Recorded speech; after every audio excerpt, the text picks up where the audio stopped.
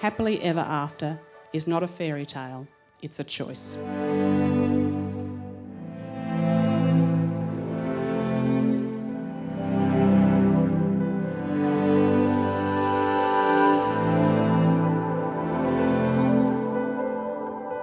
The first time Meg and I met was in the Holbrook IGA liquor section, but we didn't actually sort of meet until later at the Tawong races. Alistair was very fortunate when he met Meg, when both of them by chance went to the Tawong races. One such time Meg rang me saying she was on her way to the Tawong races. She wasn't 100% sure why she was bothering to go, but still had the option of backing out, even though she was in the car already halfway there. I was also told a similar story, with Meg expressing her reluctance to go, but after stopping at IGA and meeting some guy in the drinks section, at least there would be some cute guys there. It wasn't until later that afternoon they were properly introduced and spent the rest of the event talking, and partially due to COVID have been together ever since.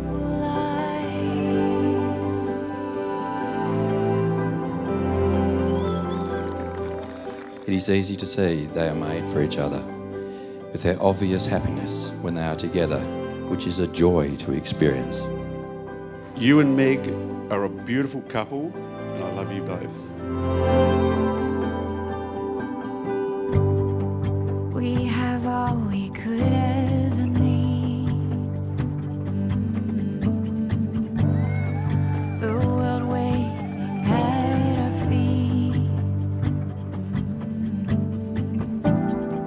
Aren't we lucky? It's a beautiful life.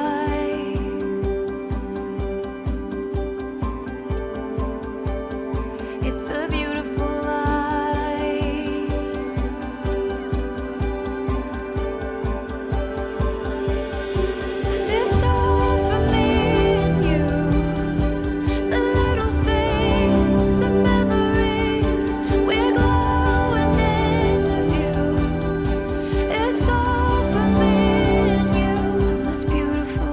So I think in this case it's apparent that two wrongs does make a right, because you two are so right for each other.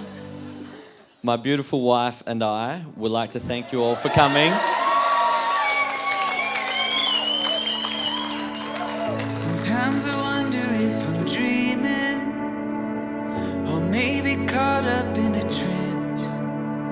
A little over 29 years ago, Alistair was born, shortly after I had put our car back together so Monica could be driven to the hospital. Like everything since then, he didn't mess around. He got on with the job of being born into this world and was born 15 minutes later. Moment from sweeping us up. I first met Alistair a bit over a decade ago now at the University of New England at Robb College. Initiation into college started with a nickname, Alistair, staircase, case. But little did the second year students know who gave him this nickname how fitting it would become when we later understood his obsession of burning diesel. I want to welcome you to our family today, Al, but the truth is we already have. In fact, the first time Meg brought you home to meet us, you walked into the kitchen and started unpacking the dishwasher. You didn't have a clue where anything went,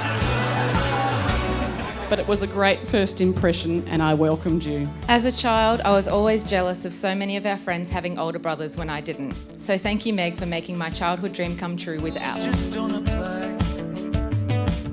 Thank you to my groomsmen for organising me today and being the rock I can turn to for advice. Let's be honest, if anything was going to go wrong, it would have been with me, and I left my speech in Grenfell at the start of this week, so I had to rewrite it again.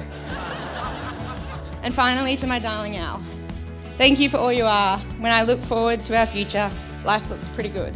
And my biggest thank you of all, thank you for choosing Tawong races over Urana tennis.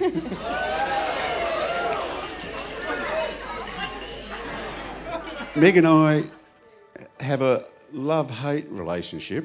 Meg loves to do all sorts of adventurous things, and I hate worrying about whether she's going to survive them or not. This first started when Meg was about 18 weeks old, and she went skydiving without a parachute.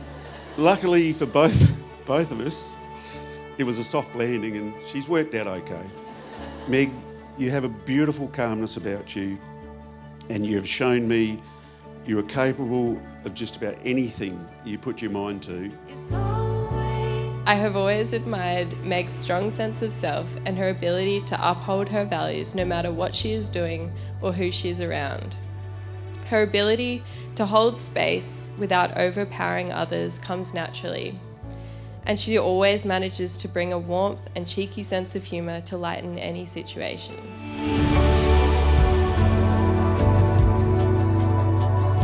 It's just the beginning.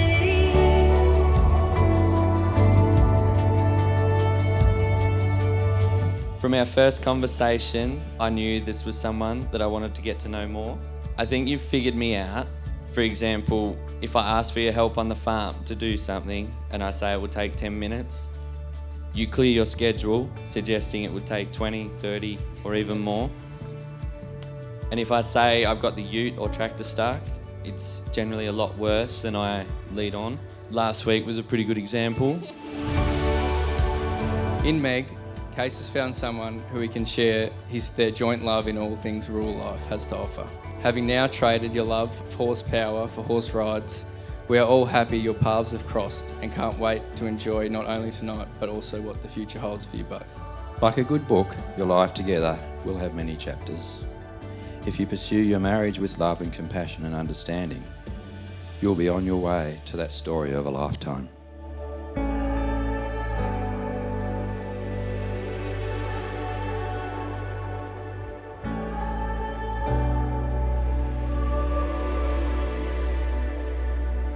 It's all waiting for you. It's all waiting for you. It's just the beginning.